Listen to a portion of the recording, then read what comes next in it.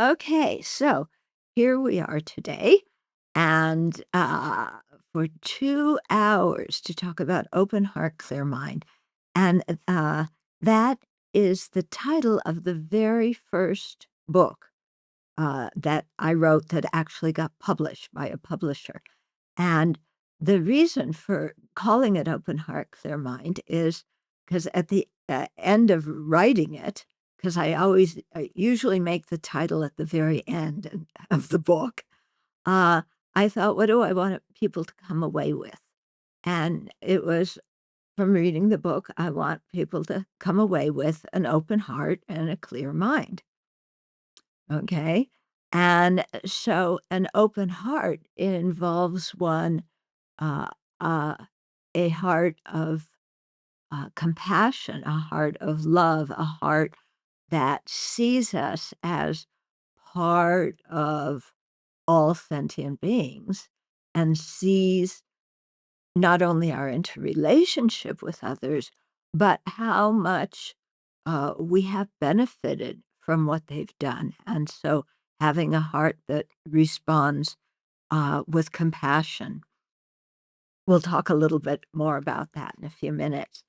And then, so that's the open heart part. The clear mind is I wanted people to come away with uh, an ability to really think critically about the Buddha's teachings. Yeah. When I say critically, I don't mean to tear them apart and shred them. I mean to really think deeply about what the Buddha said.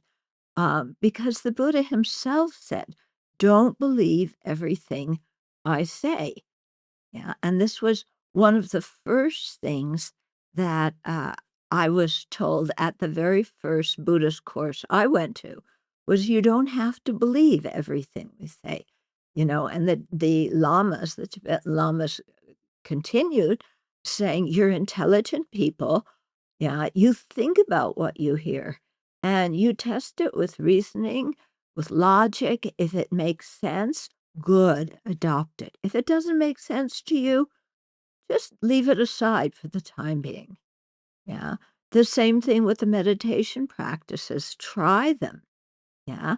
And if you try them and they really help you, then you know from your own experience it's good.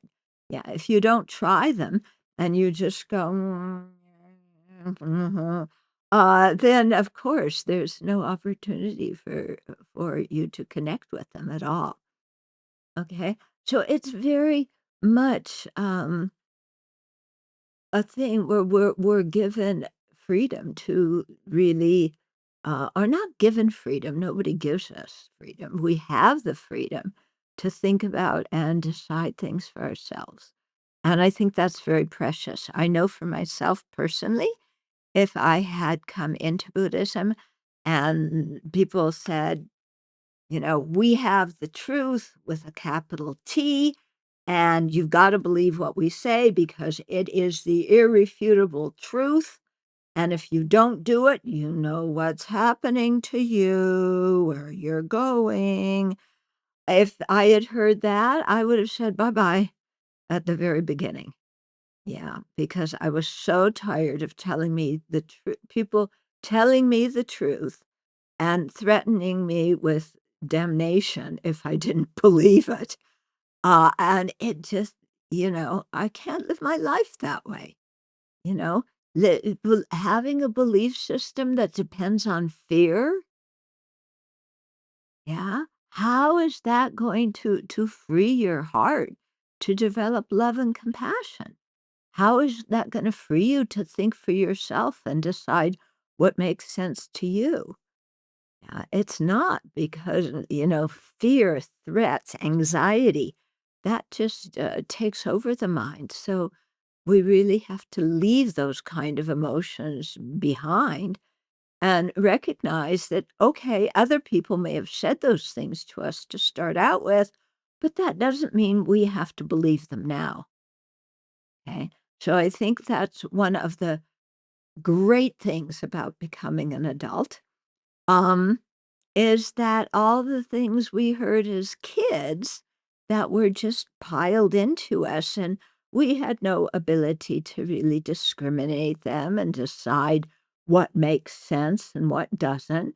Somebody says, "You're a bad girl, you're a bad boy," we just believe them when we were kids.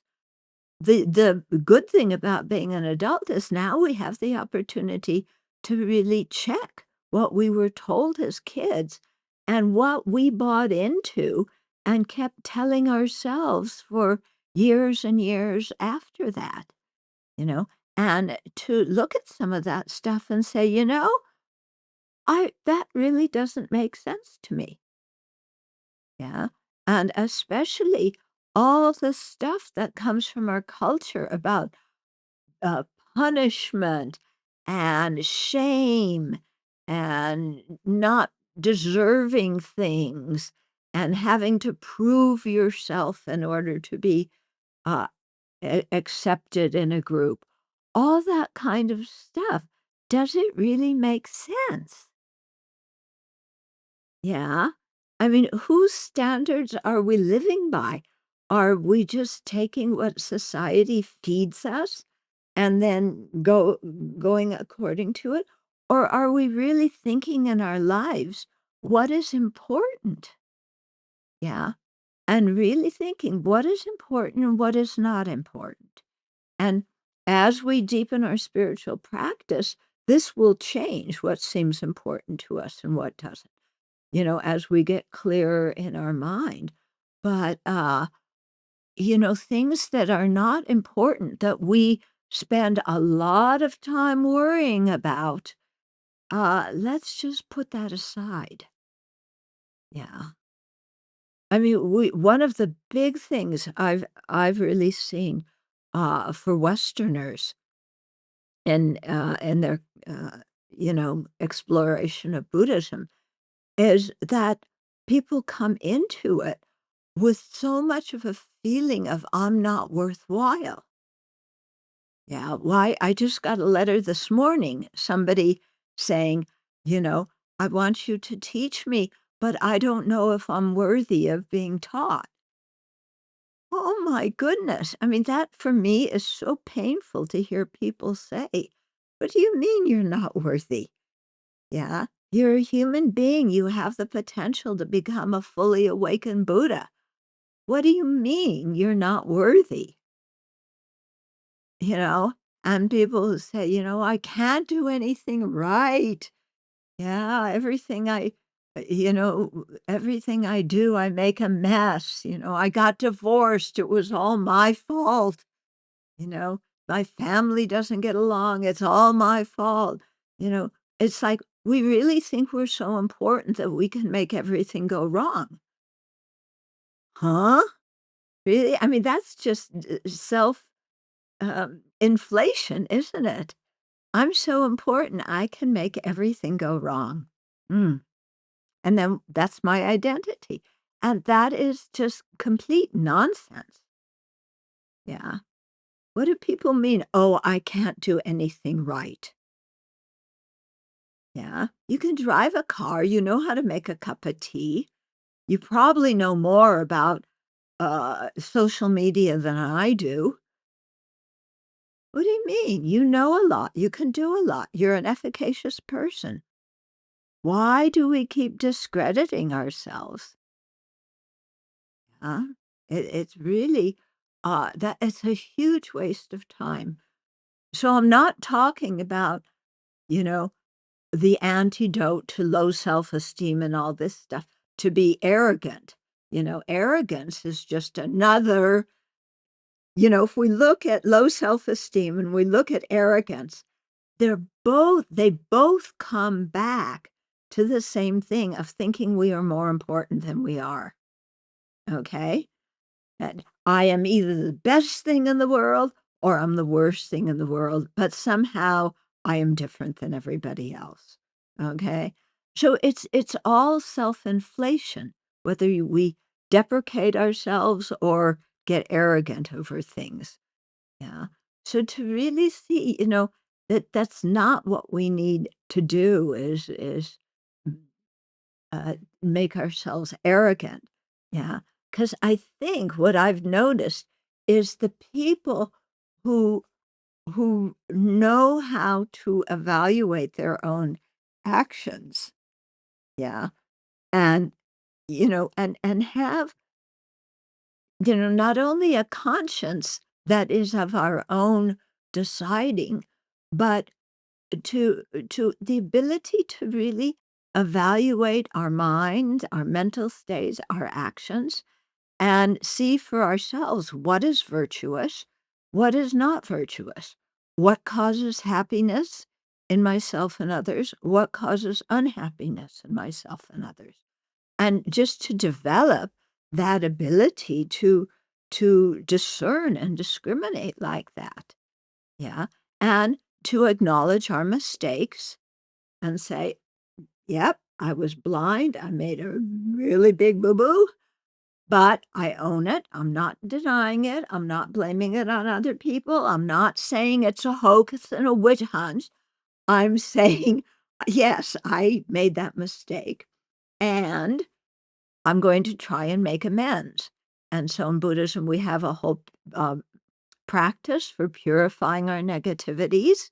So it helps alleviate that feeling of guilt because we own what we've done. And then we learn from it. Yeah, so we make amends, and then we can see, "Oh, this situation that was so sticky and such a mess, actually, I contributed something to it.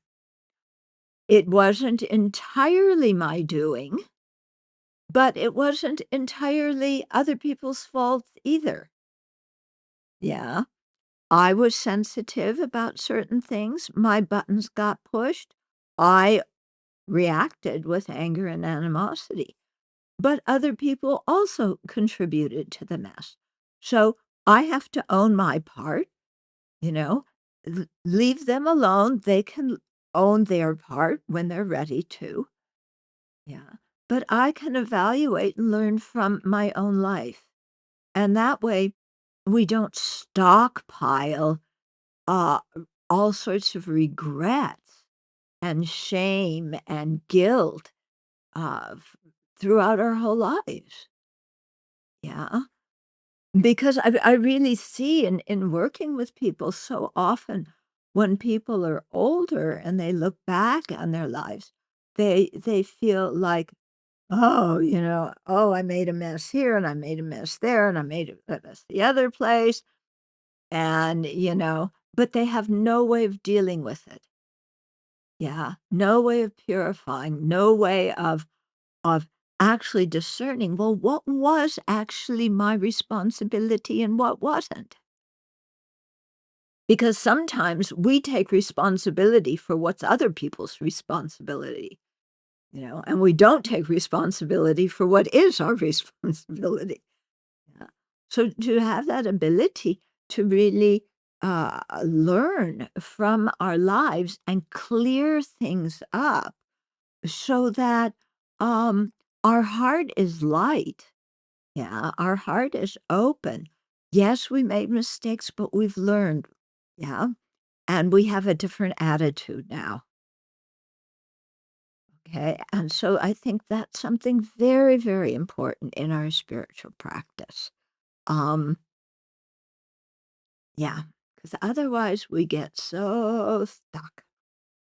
So, one of the topics in learning to evaluate what is virtue and what is not virtue, you know, and really look at what's going on in our mind, um, is the topic of karma. And so I thought to talk a bit about karma today. Yeah. And I know for me, it's been a very important topic to really help me, yeah, give me some ability to look at my life in a reasonable way, you know. And so I thought to share that with you.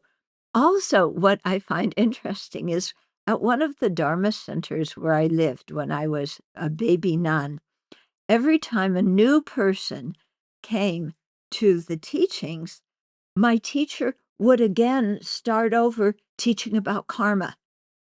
So we heard the teachings about karma again and again and again, every time a new person came. Okay.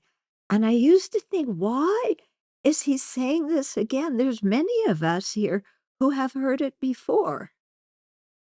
And then after some time, because I can be a slow learner, I realized, oh, you know, I haven't really completely understood it. I haven't really taken it to heart. And so to hear it again and again is is good for me. Yeah. And I watched also at the public teachings when His Holiness the Dalai Lama came to teach, and thousands of people came, including, some of the real sages and meditation adepts and scholars. They came to hear the Dalai Lama speak about karma, about precious human life, about some of the very fundamental teachings of Buddhism. And these are people who would teach these same texts and same topics themselves. And I thought, huh, because many of them were my teachers, and like, oh, but they're coming, they know this topic very well, but they're coming to hear it again when the Dalai Lama teaches it. Huh, why? Yeah. And so that's when I really began to see, oh, no matter how much we hear something, there's always something new to learn from it. And so to not have this idea of, well, I've heard this before. Yeah. I'm a very highly developed spiritual practitioner. Yeah. I want the very mystical, uplifting, esoteric practices because that's the level I'm at. Well, okay. You want that? Good luck. But I know for myself, no, I need the basics. Yeah, because there's a lot of power in the basics. And if we don't have a good foundation, then whatever we build on top of that is going to be really wobbly. Okay. So at our monastery right now, we're building a Buddha hall. Okay. 17,000 square feet. Putting the foundation in for the bottom floor and for the second floor were huge things. And we really had to do the foundation perfectly. Yeah, because if you don't have a good foundation, we could build the walls, but the walls are not gonna be stable, and we could put a roof on, and the roof is gonna go like this. Yeah, so it's the same with our spiritual practice. Yeah, really spending time with the basics, because the basics are not that easy, okay?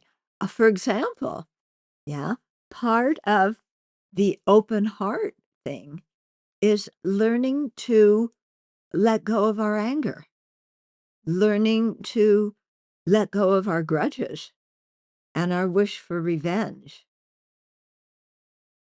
learning to let go of wishing that people would crawl on their hands and knees and beg our forgiveness for all the way they've harmed us. Yeah.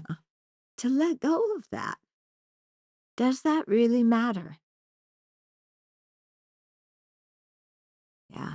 Does it matter if somebody who hurt me before apologizes? Well, we think, well, yes, it would be nice that they acknowledged what they did. But as soon as we say, my letting go of my anger depends on their apology, we're limiting ourselves because we're giving our power away.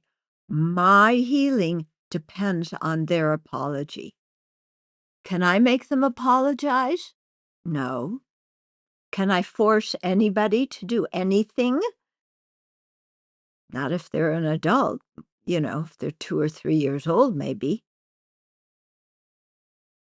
I can't make anybody do anything. So if I'm saying that healing my pain depends on them apologizing, I'm giving away my power. Yeah. And if you think about it, why? Why should my giving up all that pain in my heart depend on somebody else? Yeah. My pain is coming from my mind. We often think our anger or our pain comes from outside, kind of like somebody said these words, you're horrible, you're worthless, you are passive aggressive, and don't you love it when people psychoanalyze you? You know, you're passive aggressive, you're schizoid affective, this, that, the other thing, and they blame us for this and that. Yeah. Do we believe that? Do they know our mind better than we do? Is whatever other people think about us true? Is whatever we think about other people true? For that one, we say yes. Whatever that person, they had a bad motivation. Did I ask them what their motivation was? No. I just know I'm a mind reader. I can tell they had a bad motivation. But when they blame me for a bad motivation, they're wrong. They're projecting.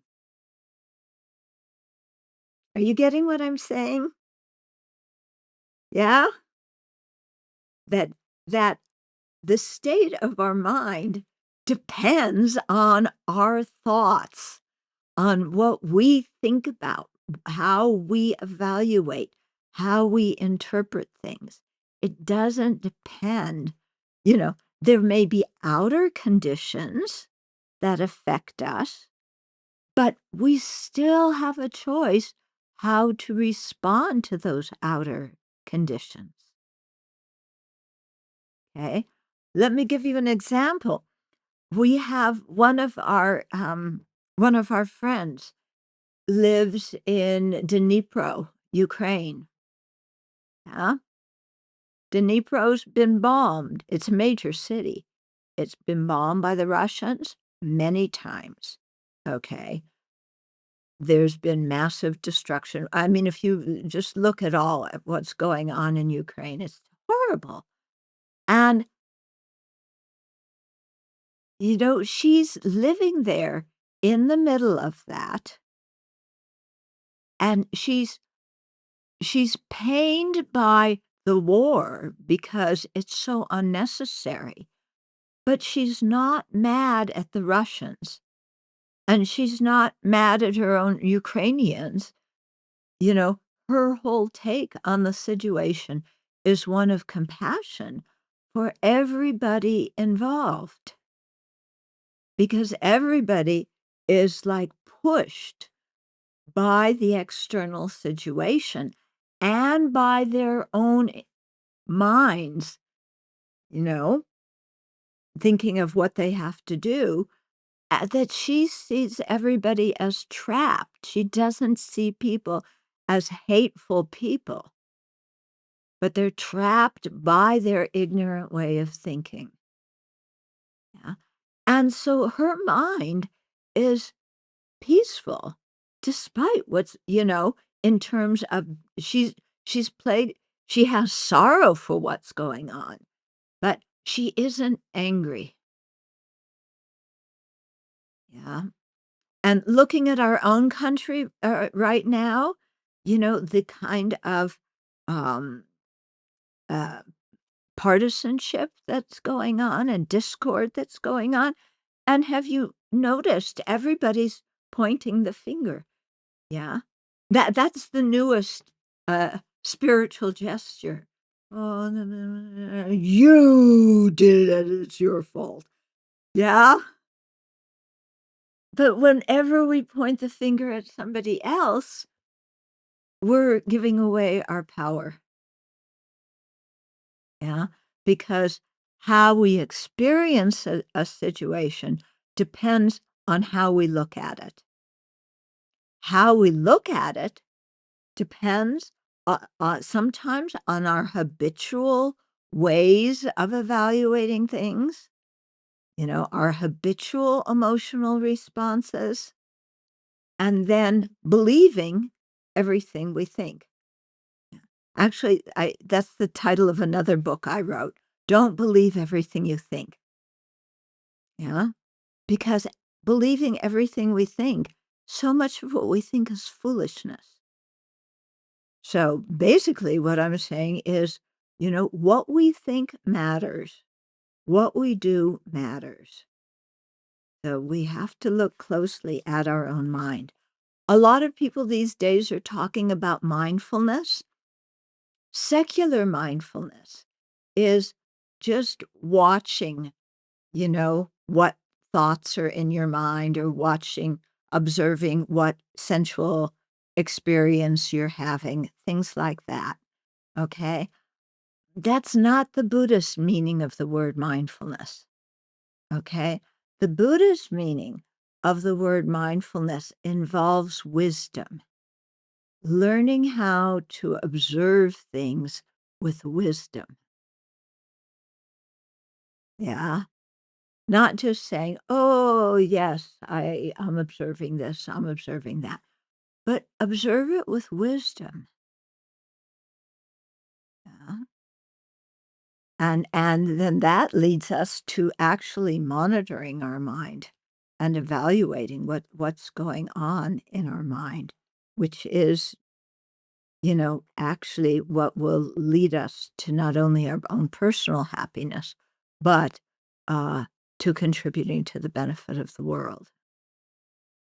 Okay, so that's just a little introduction. Um, yeah, what I always like to do at the beginning of a session, now that we're 35 minutes into it, we're going to begin, um, is I like to have a little bit of silent meditation, quiet our mind a little bit, and then spend a few minutes to generate our motivation, okay? Because our motivation is one of the most important things in evaluating our actions is what is my motivation? And so the practice of deliberately setting a virtuous motivation is a very important practice in Buddhism. Okay.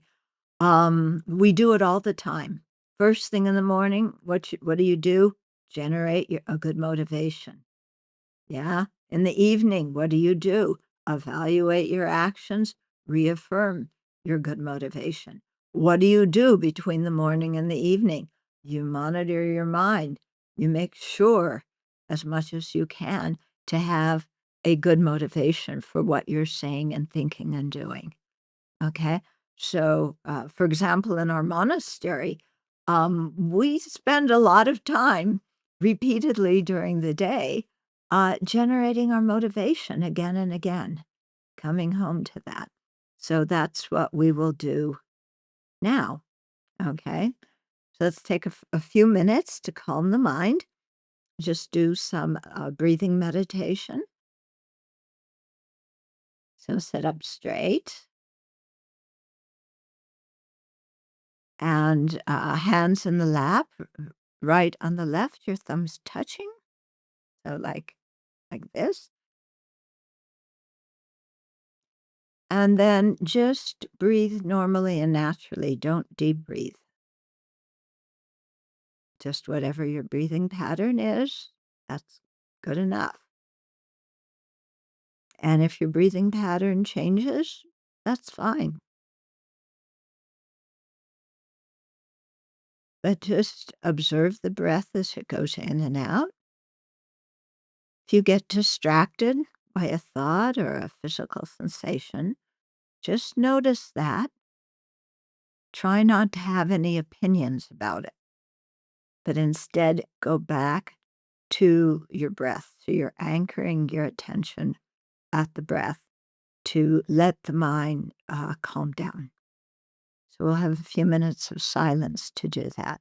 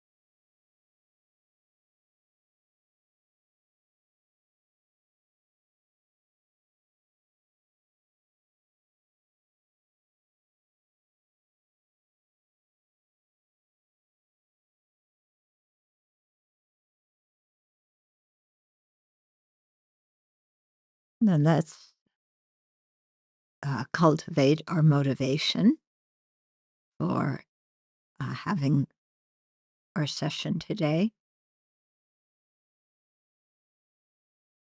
So, a good motivation depends on seeing the kindness of other living beings. So, consider for a moment the food that you have eaten so far today. How many people or animals were involved in giving us our meal today? Okay, so whoever bought the food, maybe you did, maybe another family member did. But what about the cashier at the grocery store? The people who stock the shelves? The people who made the shelves? The people who made the building? That's the grocery store. Architects and construction people, plumbers, electricians, structural engineers, yeah, all sorts of engineers, civil engineers, and so forth. How many people were involved in just creating the store where your food was purchased and ready for you to just go in, pick it off the shelf, and take it home?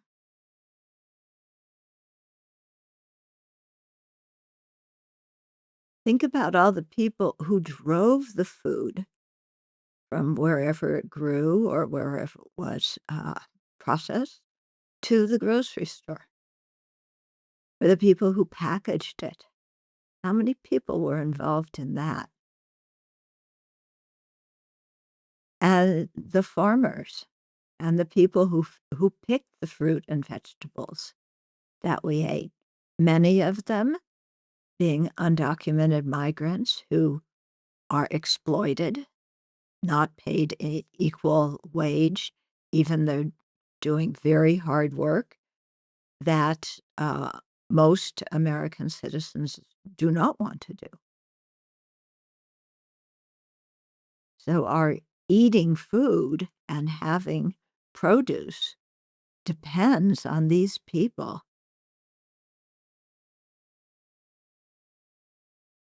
So are they harming our country like some people say, or are they actually benefiting us?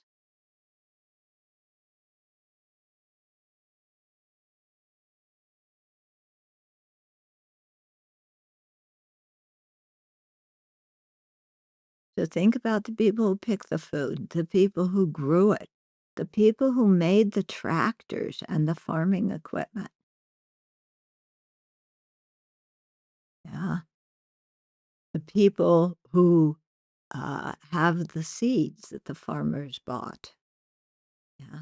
When we look, when we take any object that we have, just like the food we ate today, when we look back, so many living beings were involved in the process of our having our meal. And especially if you eat meat, somebody gave you their body to eat. Would we give our body to somebody else for their breakfast? We're quite willing to eat other living beings' bodies for breakfast. Yeah. Shouldn't we at least have some gratitude, some kindness towards them,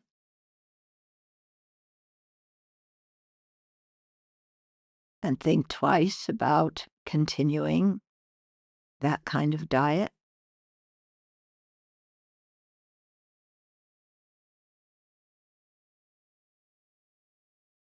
So when we look around, we've experienced so many kindness, so much kindness from strangers. Spend a minute or two thinking about that. It's totally amazing.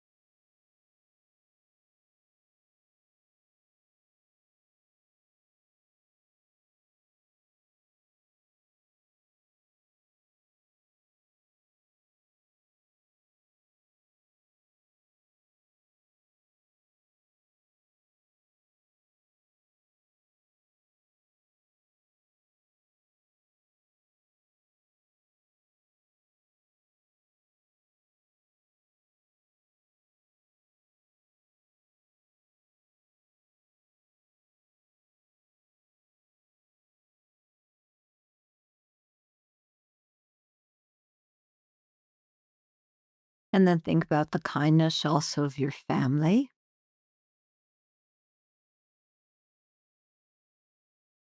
That's often kindness that we take for granted.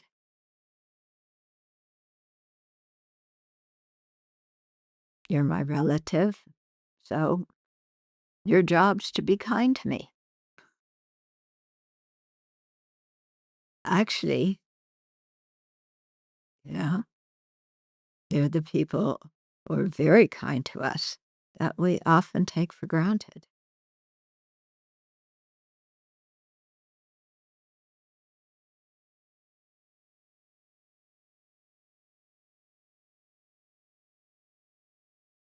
To let the experience of being the recipient of kindness come into your heart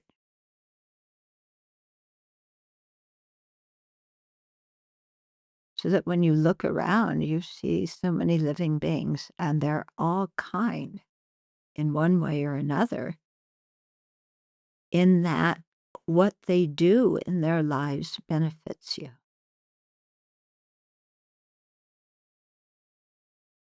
They don't have to be doing it especially for us. The bottom line is just that their life's energy has gone into doing things that enable us to stay alive and to prosper.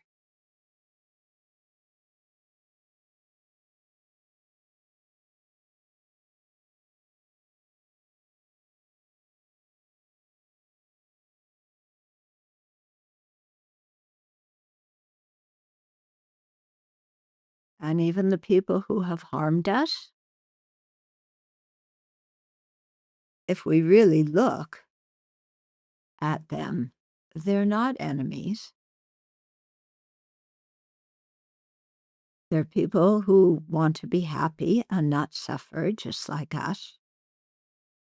And they did whatever harmful things they did because they were simply trying to be happy because they were actually miserable.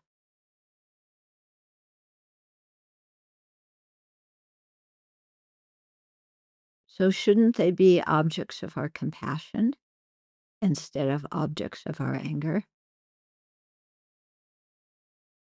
Compassion is the mind that wants living beings to be free of misery. They were miserable when they did whatever they did. Wouldn't it be nice to wish them to be free of all their misery? And how much their actions and attitudes would change if they were.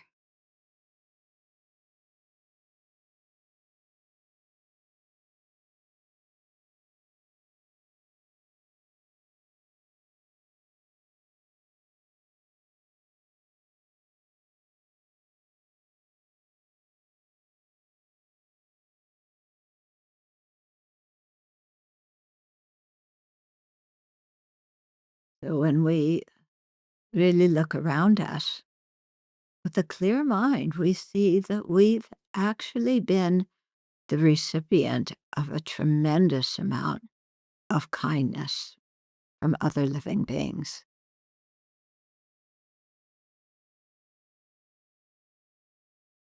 When you really get into this meditation, it's overwhelming the amount of kindness we have received.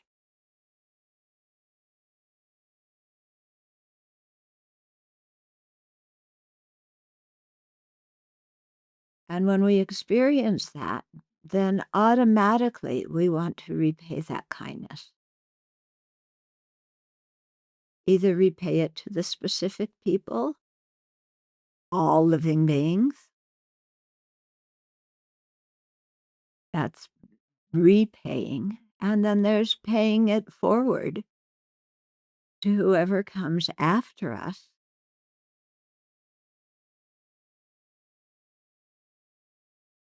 And so that wish to contribute to the happiness of others really becomes very strong in our minds.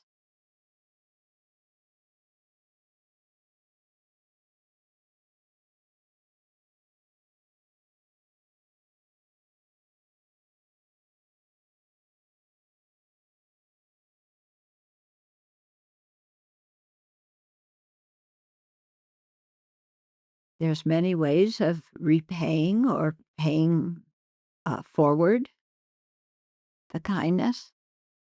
Of course, one way is through our actions and our speech, but another way is through our spiritual practice.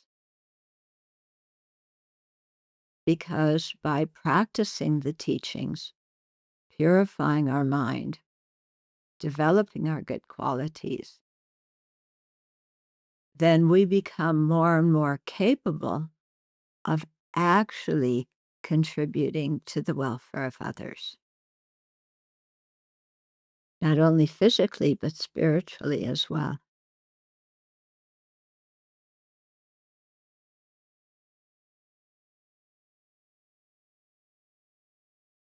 And so, with that kind of thought, we generate the intention to progress on the path to full awakening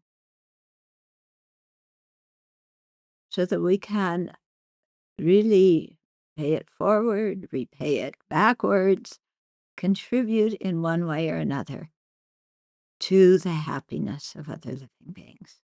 And that is our intention on sharing today and learning today.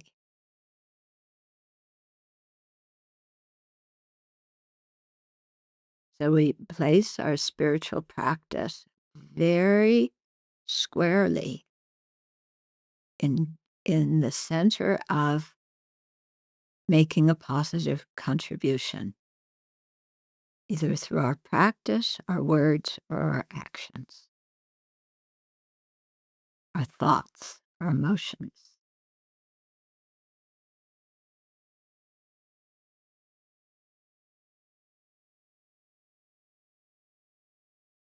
So that come out of your meditation.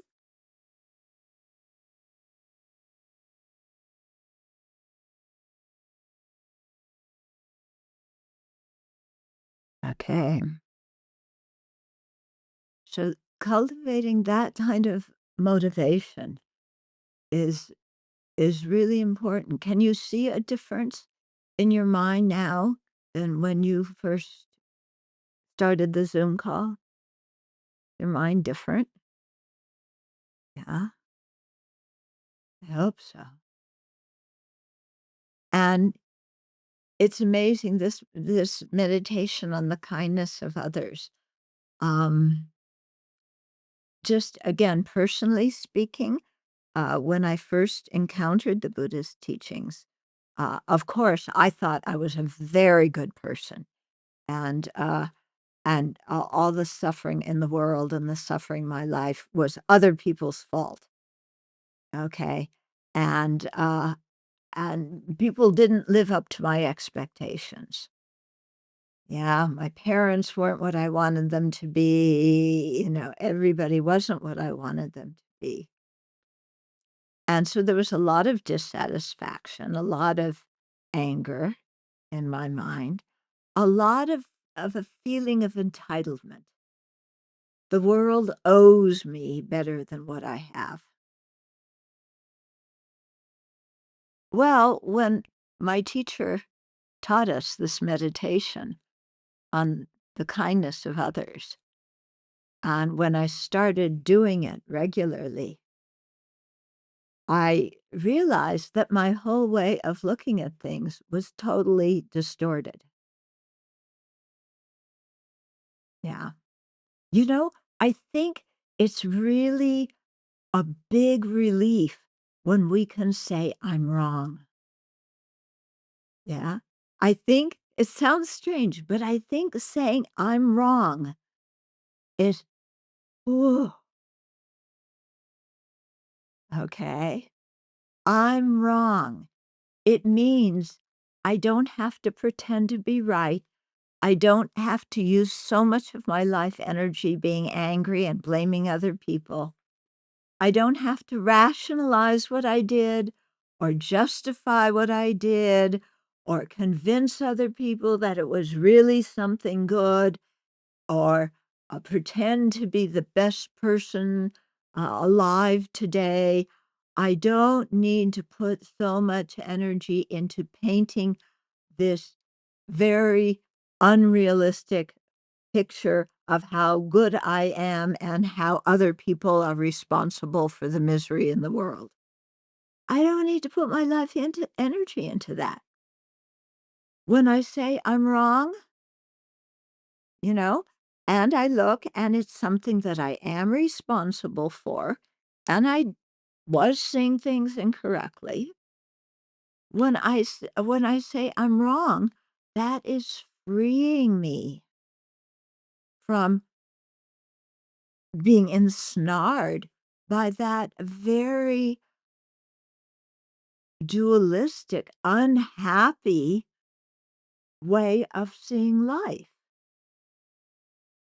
Because when I say I'm wrong, that means I have the power to make amends. Yeah? That gives me a lot of power. If my misery is other people's doing, I have no power to change it. I'm entirely at their mercy. Okay? So if we look, let's go into this thing of really looking at how our mind creates our happiness and our suffering. Okay, one example I like to use, it's a situation I think we've all encountered of going into a situation where we don't know anybody. Yeah. It starts in grammar school. Yeah. You're assigned to a classroom, you don't know anybody else. Yeah.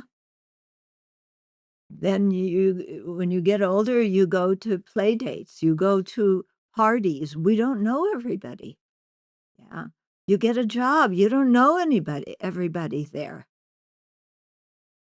Yeah.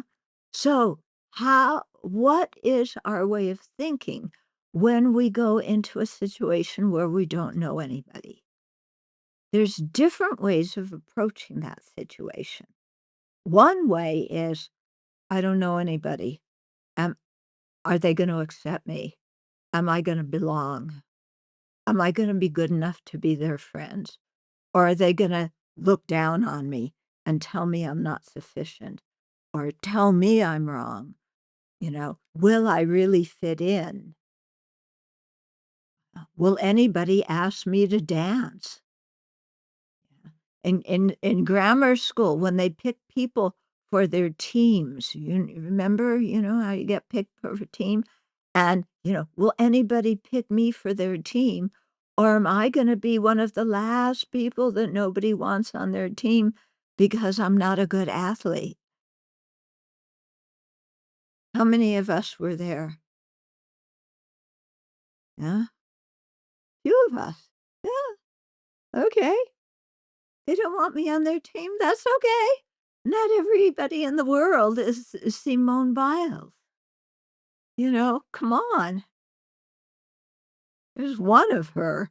Oh, I do what she does? No.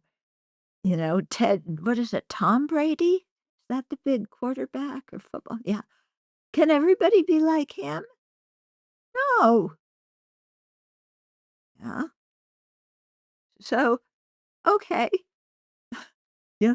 If we get all tight before we go into the situation where we don't know anybody, we generate the mind that says, well, I'm sure they all know each other, and I'm the only one who's not going to fit in.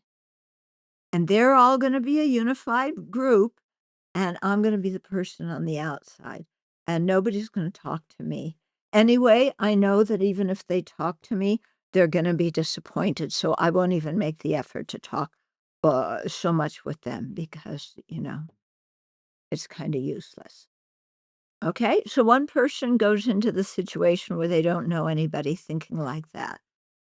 Another person goes into that same situation and says, "Oh, here's a whole group of people where I don't know anybody. Hey, this is going to be really interesting. Here's all these people.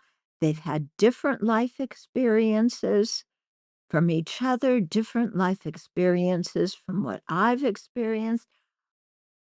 There's so much I can learn from these people and to ask them about their life experience. Yeah, this is going to be incredible going into this room where I don't know anybody. I'm going to have a really good time. Okay, so there's many other attitudes to have before, but those are two of them. The person who goes into the situation and says, "I'm gonna be left out," what's their experience gonna be? They're gonna be left out because they're not gonna make an effort, and even if somebody comes talking to talk to them, they're gonna say, "Oh, no, I'm not interested enough, I don't fit in, I'm not good enough."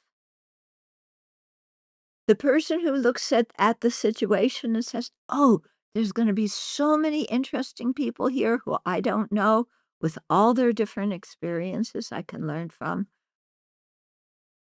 What experience is that person gonna have going into that same situation? They're gonna have a really good time. Yeah? It's gonna be so interesting for them. Okay, now take that, relate that to the political divide that's in this country now. Yeah. Okay. So there's certain people I look at and I just say their actions are ridiculous. I don't say that person is ridiculous because the person and the action are two different things, aren't they? An action is just an action. Starts, it has a middle, it ends. A person is a living being with the potential to become a fully awakened Buddha. Yeah, they're two different things. People can make mistakes. They can be wrong. That does not make them evil. That does not make them a bad person. I once gave a talk at a high school, and afterwards, one student kind of came and talked to me. You know, he didn't want anybody else around, and he said to me, "Does Buddhism believe in the devil?" And my heart just went out to this kid. It was like, "Oh my goodness," growing up thinking somebody's the devil, you know? Does Buddhism believe that a person is evil, that the devil can make you evil? I thought I said I said to this kid, I said, "No, there's no devil." Yeah. People make mistakes. That does not mean they are evil. Yeah. And when you make a mistake, it does not mean you are evil. It simply means you made a mistake. Yeah. But wouldn't it be interesting to find out how the people think who come to different conclusions than we come about with, okay? So another friend of mine, a Buddhist practitioner, told me this story. This happened a few months ago. She got an Uber ride to take her to the airport, and, my friend happened to be very much on the progressive liberal side. The Uber driver was a MAGA person, okay? Now, they could have fought and argued the whole ride and been both of them totally miserable. That's not what happened. What my friend did is she asked him questions. "What do you think about this? Why do you support that kind of policy? What do you think are the good qualities of this and the defects of doing things that way?" Yeah, because she was genuinely interested in how he thought. How did he come to the conclusions that he came to? Yeah, and so she said they had an incredible discussion the whole way to the airport, and that she learned so much, and he probably learned something too. It's like, "Oh, here's somebody on the opposite side, if you wanna divide things into sides, but here's somebody who thinks differently than I do politically. But you know what? They're a nice person, and I get to have a good conversation with them. If I'm interested in them as a person, if I'm not interested in them as a living, breathing human being, but all I wanna do is convince them that they're wrong and I'm right and convert them to my way of thinking, if that's what I wanted to do, we're it's gonna be very difficult. We're both gonna be miserable. Yeah. But if I'm sincerely interested and I don't judge, and I say, this is an opportunity for me to learn, then it could be, sometimes our family dinners could be really different than they are. Yeah. Family dinners? Do you have big celebrations at Thanksgiving and Christmas and whatever time? And you know exactly what's gonna happen in those meals. So and so is gonna argue with so and so. So and so's gonna get mad at this one. It's like the same every single holiday. But you know what? If one person in that whole thing changes, nobody else can play the same role. Yeah. So if you don't go in with a mind that wants to show the other person that their side on the political spectrum is bad and evil and going to lead the country to ruin, but you go in just curious and listening and not interrupting, huh? Then the other person who you usually quarrel with may say, "Oh, that person's kind of nice. Yeah, look, they're able to listen. I feel understood now." Okay. So it's amazing how we can change things by changing our perspective. Mhm. And often changing our perspective just means looking at what actually happened without all of our projections on it. Okay, let me give you another example. This is from another one of my students. So, her son, she only had one child, so she was, quite attached to her son. He was engaged to a woman who is from a different culture and a different country. Okay. And he loved this woman. He wanted to marry her. My friend who was, didn't know the other woman very well and, was just kind of trying to figure out what's going on here. And, the fiancé, her family had a big get-together, in honor of their upcoming marriage, okay? And so my friend was, as the father of the groom, was invited. Um, my friend lived in Oregon. This other family lived in California. So my friend went down there. She knocked, rang the doorbell at the fiance's house. Somebody answered. It wasn't the fiance. My friend walked in. She didn't know anybody except her son and briefly the fiance.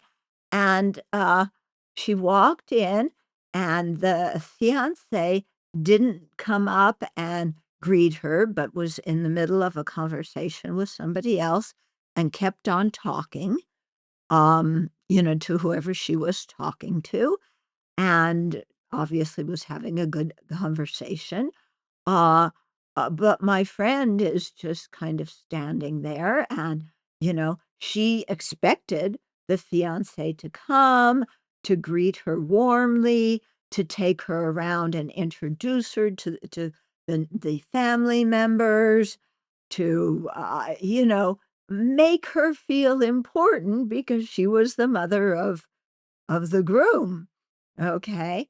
And the fiancé didn't do any of that, and my friend was hurt, and she was angry, and it's like, "My son's marrying this woman? What kind of person is she?" She doesn't care about her mother-in-law, she just cares about her own family and having a good conversation with other people. She doesn't know any manners, she's rude, you know, our friend was really mad. Okay, great way to start off a relationship with the woman your son's marrying, huh? With anger. So, we talked it over with her. And we said, let's go back and let's just describe exactly what happened, not with your projections about who she is and why she did what she did. Yeah. So you can't go, you have to describe exactly what happened without any interpretation, without any projection about motivation. What did she come out with, our friend? I went to a house in Los Angeles. I rang the bell. Somebody opened the door and welcomed me inside. My son's fiancé was talking to somebody. She continued talking to that person. That's all that happened. All this thing about, "She's so rude, she's so inconsiderate, she doesn't like me, she's taking advantage of me and my son," all that stuff was not the objective thing that happened in the situation. It's just she entered the room, the fiancé kept talking. That's all. Where was all that anger coming from? Where was all that hurt coming from? Yeah? It's coming from in here. Yeah? It's coming because we are very ego sensitive. Okay. And this really points at one of the big roots of our problems in life is how ego sensitive we are. Yeah. We have what I call my rules of the universe. Okay? So my rules of the universe, I'm sure you have your rules of the universe. My rules of the universe start with number 1, I am always right. Number 2, everybody should like me. Nobody has any reason not to like me. Okay. Number 3, everything should go the way I want it to go. Everybody should do things my way because my way is always the best way. People should respect me and talk about my good qualities to others because I am so wonderful. And if I make a mistake, if I have a fault, they should not notice it. That is completely verboten. Yeah? First of all, I do not make mistakes. I do not have faults. But if I have them, you are not supposed to notice them. And if you notice them, you're supposed to tell yourself that it's your fault, not mine. Okay? And so that's kind of like the top 10 of my rules of the universe. There's a whole bunch that follow. Okay? Yeah. Do you have rules of the universe? Yeah.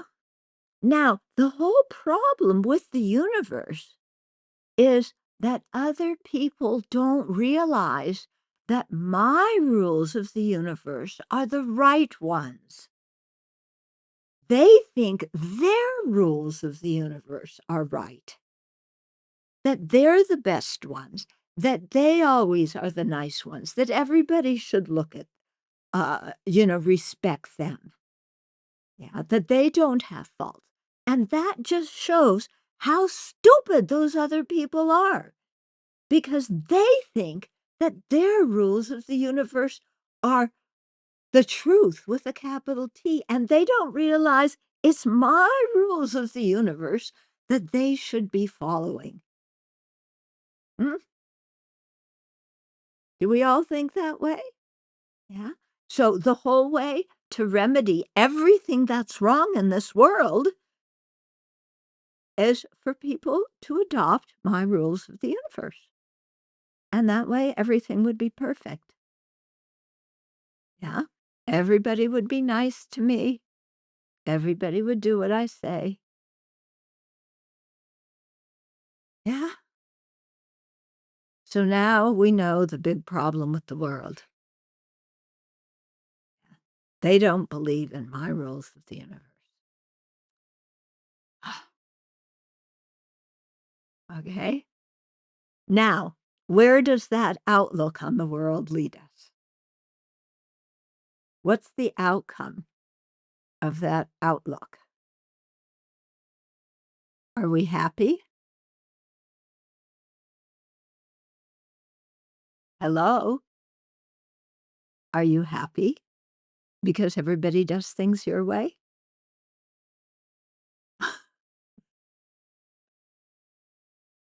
Yeah? That kind of outlook, that degree of self-centeredness, which we all have, yeah, is one of the big factors of why we are so unhappy in our lives. Yeah, because people just don't follow our rules. Imagine that.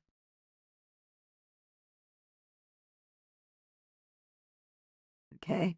Now, another factor in this is our rules of the universe. Also, there's another factor here. It's called our buttons. So our buttons shape our rules of the universe. So our buttons are the things that we are very sensitive about. Do you have things that you're sensitive about in your life? Yeah? Certain things you do not want people to talk about because it's a real hurting point in your life. Okay. So we have our buttons, uh, that people are not supposed to talk about, people are not supposed to notice. Different faults I have or whatever, they're not supposed to notice. So our buttons, yeah, they're not little bitty buttons. Yeah. They're big, huge red buttons that say on them, "Don't push me." And so the whole corridor that people walk along, to enter my universe, because it is my universe after all, is lined with my buttons. Big, red, super sensitive things. They're so sensitive that even somebody walks past, they go off on alarm. No, but people don't even need to say anything to me.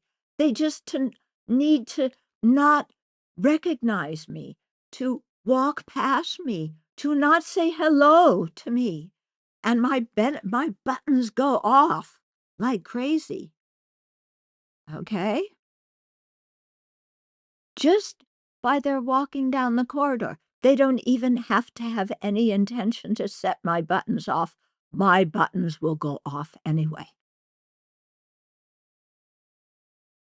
Whose responsibility is my buttons or my buttons? Whose responsibility? Yeah. Well, I think they're everybody's responsibility because everybody should automatically know everything I'm sensitive about and just not talk about it and not bring it up. They should know that. Do I bother to tell them? No. Or if they tell them, how many times do I tell them? So much so that it's ad nauseum. They don't want to hear our problems anymore. Okay.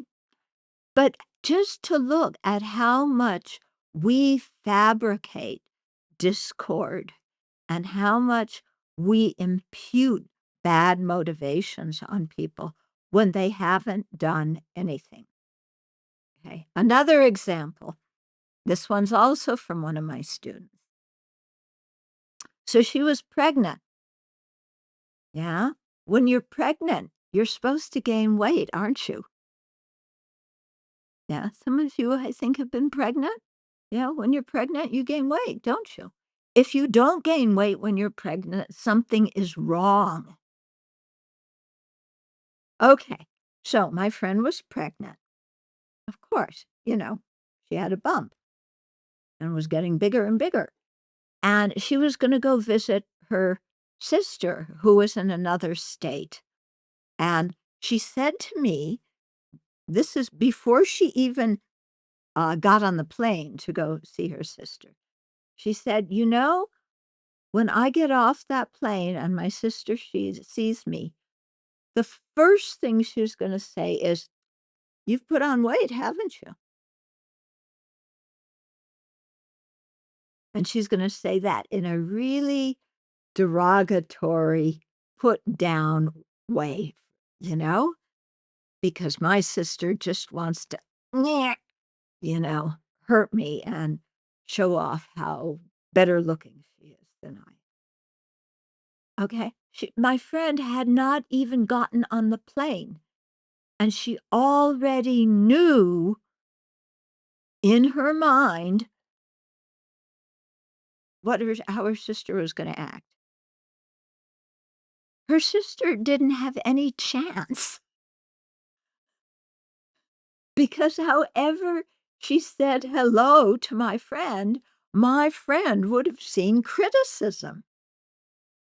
If her sister had come up and said, "Oh, you look really good. You look so healthy for, because you're pregnant." My friend would have interpreted it as, "You're saying I'm fat." Huh? This is what our buttons do. Yeah. So one way is to acknowledge our buttons and then do something about removing them. Yeah. Do something about not making them so sensitive. So in my family, I like to give lots of real life examples because it makes the teachings come alive. In my family, okay, my mom, you know, she she pointed out things when you did things you didn't like. She didn't like. Okay, and she made no beans about it, pointing out what your mistakes were. So one time, I even forget what I did. It was some minor thing, but she blew up at me and just, "You were supposed to do this. Don't you have any common sense that you should do this in this situation instead of doing that?" I was an adult at the time, you know. "Don't- Why are you acting this way? You don't have any common sense, just blah, blah, blah, blah, blah." And now, when I was a teenager boy, I would have reacted to that. I would have gone totally ballistic. Yeah. And what did I do in this situation? I just thought, this is my mom's habit. She's throwing out a hook. If I get angry and bite that hook, that's my responsibility for biting the hook. Yeah. Her responsibility is throwing out the hook. But if she throws it out and I don't bite it, there's then I'm not upset and we're not gonna quarrel. So what I said to her, she's going, "Don't you have any common sense?" I said, "Gee, mom, I'm really sorry. It looks like you have a really stupid daughter." Yeah. Silence on the other end of the phone. What could she say to that? And so we changed the topic. When my brother got married, okay, um, my brother's 3 years younger than me. Yeah, when my brother got married, they invited me to the wedding, but I was a nun by that time, and, my mom said I was having, breakfast with my future sister-in-law, my sister, and my mom, and my mom started telling me what I should wear at the wedding. okay?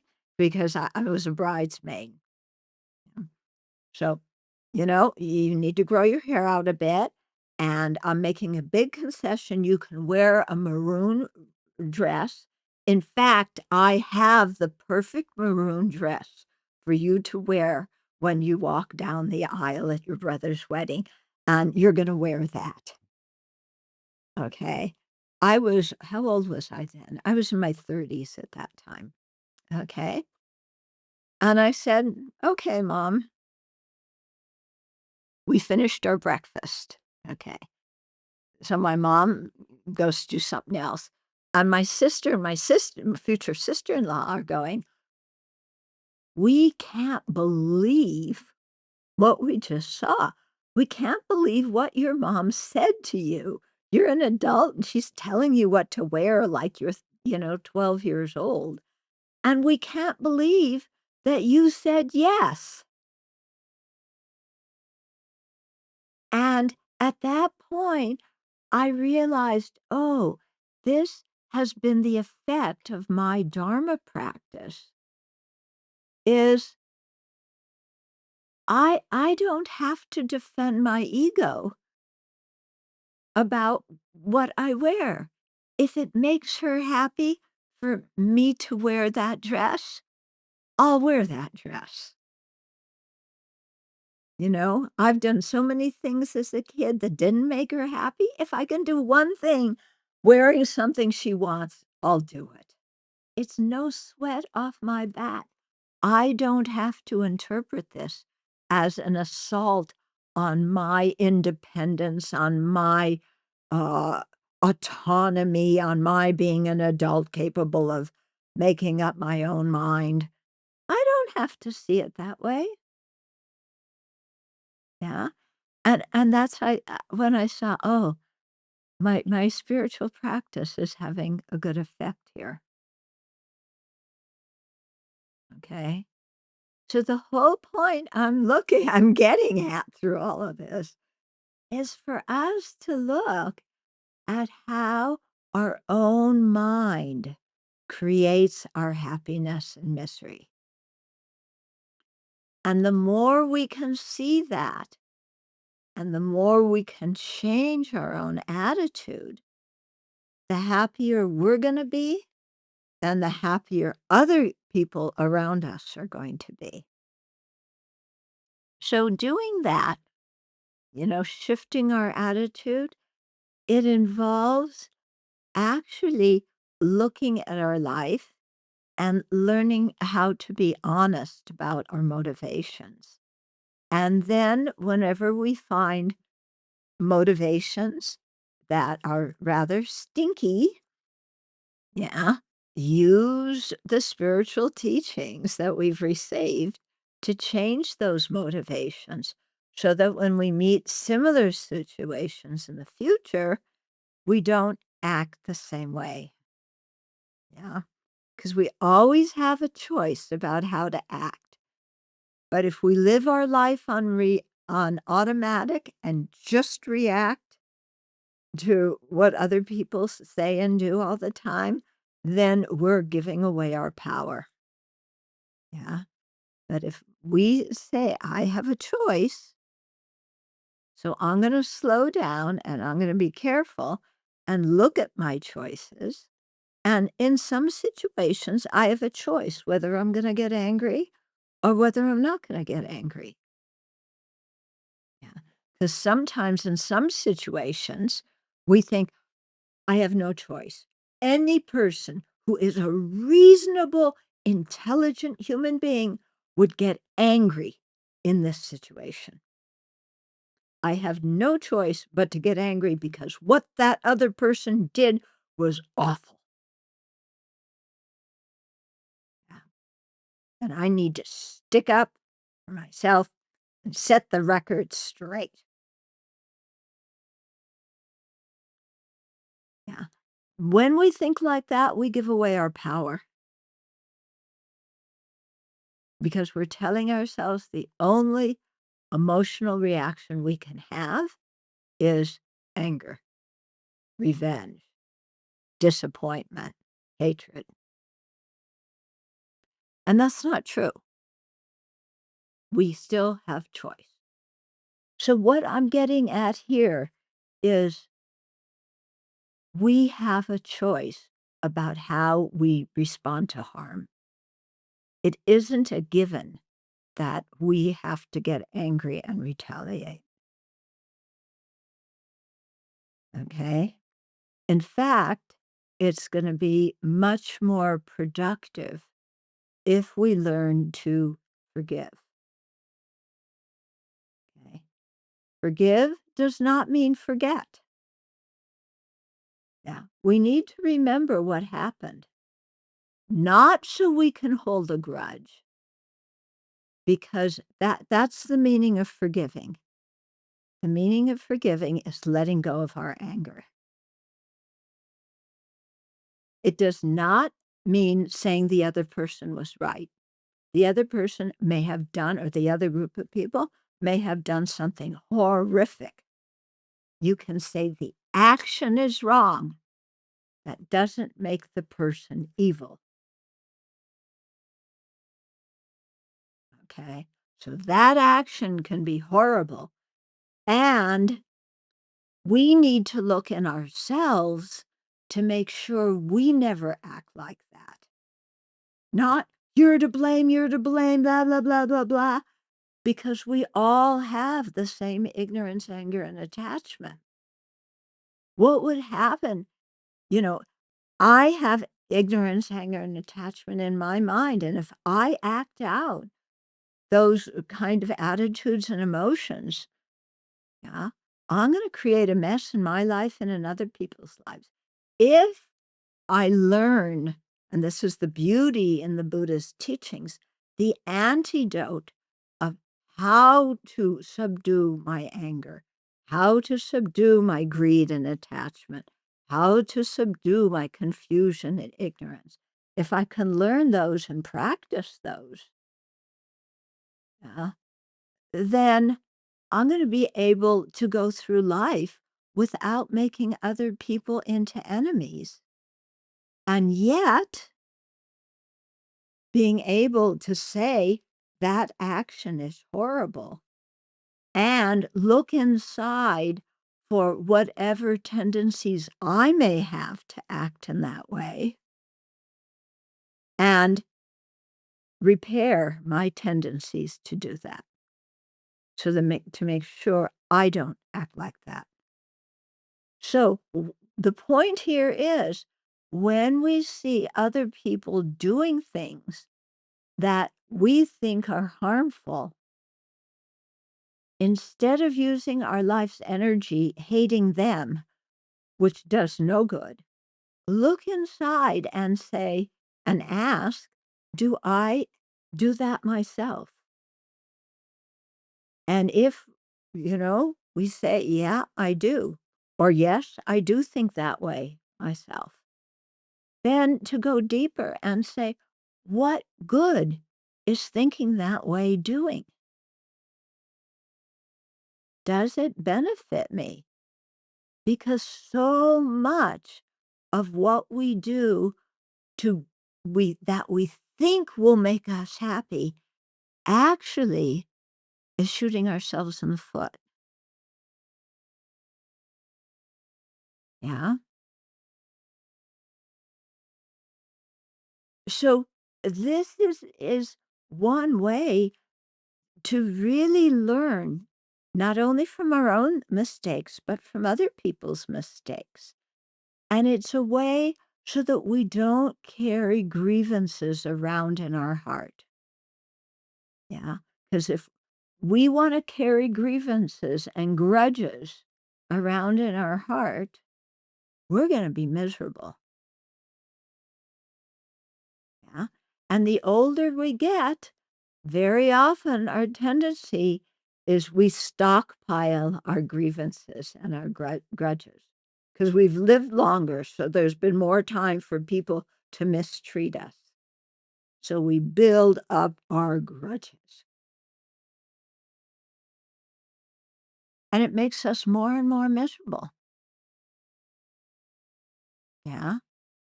I come from a family Oh my goodness, the grudges in my family are amazing. What is very obvious in my family is that people make a decision not to speak to somebody else in the family because of what they did. They vow never to speak to them. They don't ever renege on that vow. I hate that person in my family. I will never speak to them again. Now, they may renegotiate their marriage vows. They may renegotiate other promises, but when they make a promise not to speak to somebody again, they keep it. Okay. When there's a big family gathering in my family, making a seating chart is impossible because this one doesn't speak to that one, and that one doesn't speak to this one, and this one doesn't speak to those two, but one of those two speaks to that one, but the other one doesn't. And it's impossible to make a seating chart, to have one table of 10 people, all of whom talk to each other. Okay? What is being accomplished by this? Well, holding grudges is accomplishing teaching your children to hold grudges against their siblings, their parents, their aunts and uncles. And so what started out in my family with my grandmother's generation went to my parents' generation. Now it's going to my generation, and it'll probably go to the generation following me because you learn from watching what your parents do, even if you learn the wrong things. Okay? So the way to really stop this is let go of our anger. And that's the meaning of forgiving. Yeah. I am tired of being angry. Being angry is exhausting. Waiting for somebody else to come crawl on their hands and knees, pounding their chest, saying, "Culpa mia, culpa mia." You know, please forgive me. Yeah. Waiting for that to happen? Yeah. What are the chances of that happening? Besides, -10. No? If I want to be happy in my life, I have to let go my anger. Yeah? And I have to look at what my buttons are and modify my buttons. Yeah, because my buttons are not seeing things realistically. If other people are harming me, it's not because they really mean harm.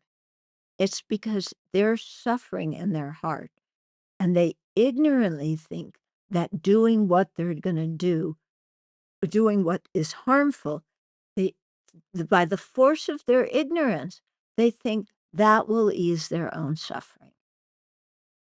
Yeah. But it doesn't ease their own suffering. Just like my holding a grudge against them for doing what they do doesn't ease my suffering. Oh, you mean I'm exactly like the person I'm mad at?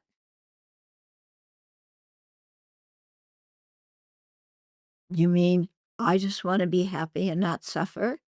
You mean I am ignorant and I shoot myself in the foot just like they do? Oh, you mean really that they want to be happy? That's why they did that? Just like I harm other people because I'm trying to be happy and I don't know how to do it. I don't know what the real causes of happiness are. Yeah. It's so shocking to find out that we're very much like the people that we're blaming our problems on. Yeah. That when you really come down to it, all of us are in the same boat. We're trying to be happy and we're trying not to suffer, and we don't know the right way to do it. Okay. What's the right way to do it? cherishing other living beings, having a kind heart, giving people the benefit of the doubt. Yeah, just stepping out and helping people, even though they don't ask. And if they do ask for help and we help them, don't keep reminding them of how much we've helped them and how much they owe us. Yeah. In other words, looking into other people's hearts and caring about what they feel and what they experience and wanting to make a positive contribution or at least not to do what harms them. Yeah. And making a positive contribution doesn't have to be difficult. We don't have to be Mother Teresa. We don't have to be the Dalai Lama, you know, because they're not in our lives. They can't directly benefit the people we can directly benefit. Yeah. But if we have a kind heart, look how many people just we can benefit. Saying please, saying thank you. Those are two very important expressions, please and thank you. If we said them more because we really mean it, and we could look at somebody in the eye and say, thank you for what you did. I really appreciate that. Yeah. Or thank you for what you did. It really shows how much you've grown and matured. Or whatever it is, to praise people, to help them see their own goodness. Yeah. We can do that just with the people around us. Doesn't have to be a big deal. Okay. But as we start doing it one person by one person, and the ripple effect goes out, yeah, it's a way to bring more peace into this world. These are four immeasurables, four kinds of thoughts that we want to bring up in our minds repeatedly, yeah, to make habitual attitudes out of these thoughts. So we'll read each one and then we'll just be quiet for a minute and really contemplate that and then read the next one. How wonderful it would be if all sentient beings were to abide in equanimity, free of bias, attachment, and anger.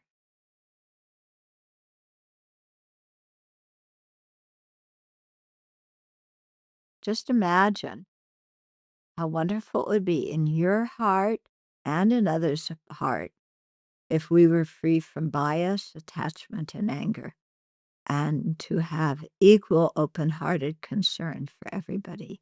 Wouldn't that be wonderful?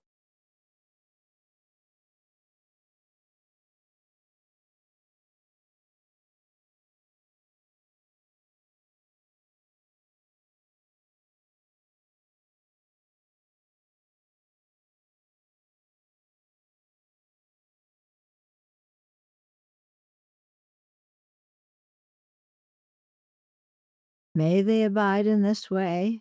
I shall cause them to abide in this way. Guru Chenrezig is the Buddha of compassion. Please inspire me to be able to do so.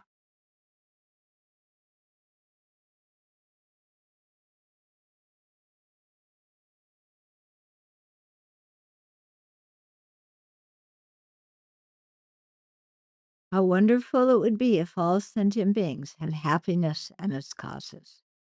May they have these. I shall cause them to have these. Guru Chenrezig, please inspire me to be able to do so.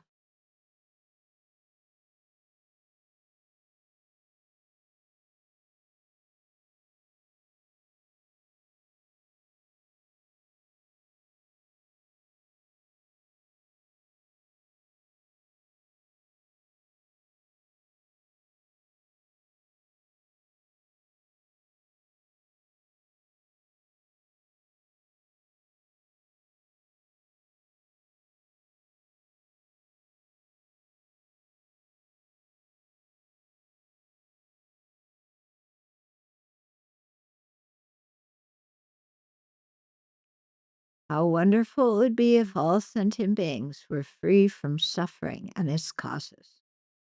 May they be free. I shall cause them to be free. Guru Chenrezig, please inspire me to be able to do so.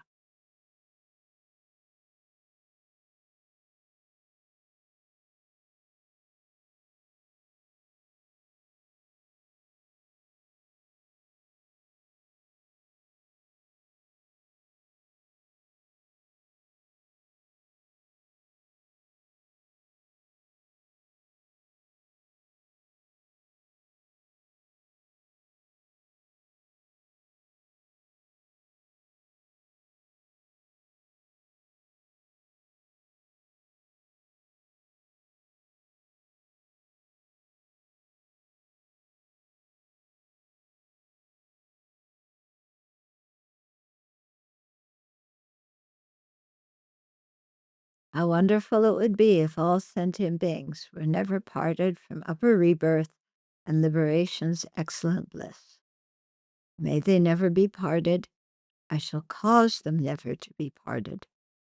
Guru Chenrezig, please inspire me to be able to do so.